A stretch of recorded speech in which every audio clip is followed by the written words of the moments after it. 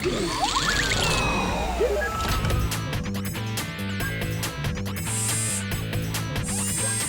back to It Ain't Rocket Science. I'm Adam Balkin. Sir Isaac Newton is one of the greatest thinkers of all time, and now one traveling hip-hop group is bringing his laws into our time.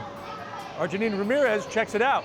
It's called FMA Live, or force equals mass times acceleration. It's Newton's law in song and dance. The kids are normally kind of skeptical at first. They hear that there's a science assembly in their gym today and they're like, oh man. But then they come in and they see the set, they see the stage, the music starts up, the lights hit on, and the kids get really excited and they think they're at a concert here. And what do the students think?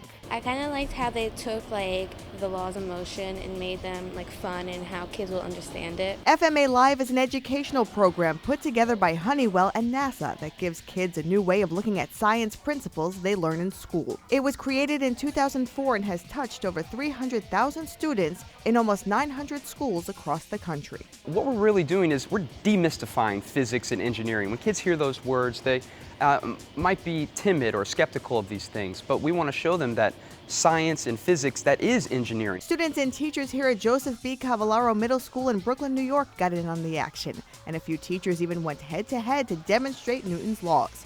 For these young minds, it was a great opportunity for learning outside the classroom. They took soccer, which most kids play, and they made it into a science. It's hands-on, and in class you just read about it. We get to do different activities, which we don't usually do during class. A lesson that's sure to help STEM stick as they get older. For It Ain't Rocket Science, I'm Janine Ramirez.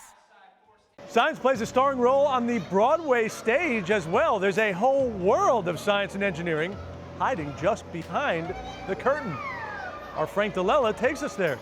Whether it's Elphaba defying gravity in Wicked or Matilda's telekinetic power, when there's magic to do on Broadway, science is center stage.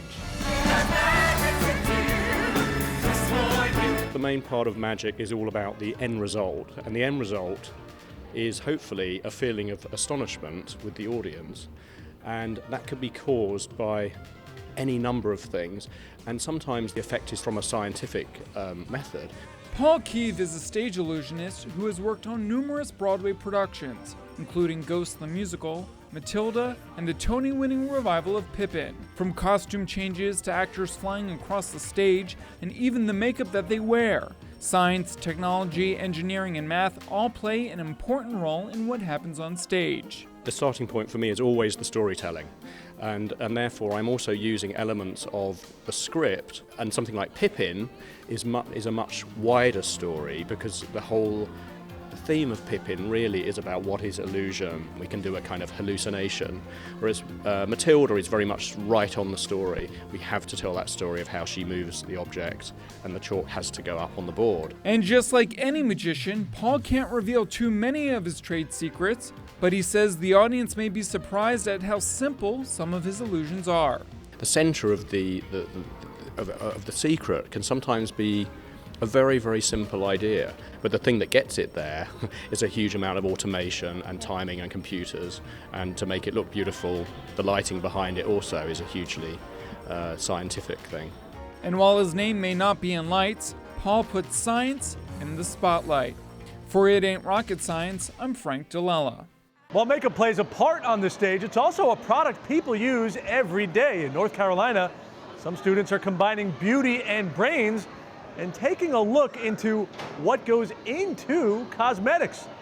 Johnny Chappell has the story.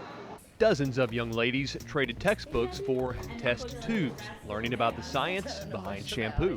Every personal care product involves chemistry, but the average person doesn't think about the science involved in the products that they use. It's part of a nationwide series of workshops with the Brilliant and Beautiful Foundation. Demonstrations dive into real-life lessons, giving girls a unique approach to science. I would rather do something like this and have hands-on interaction. Because when you're just sitting there listening, you kind of get bored and want to fall asleep and do other stuff. The foundation also focuses on getting parents involved, pushing them to continue the education process at home. I think if you start early, you build their interest and the capacity for learning. Knowledge that will inspire girls with science for years to come. I actually want to be a teacher, so I might want to teach this maybe. For It Ain't Rocket Science, I'm Johnny Chappell. Well, that does it for this episode of It Ain't Rocket Science. Remember, to find more hands-on science, technology, engineering, and math opportunities in your community, head over to www.connectamillionminds.com. Until next time, it's been a blast.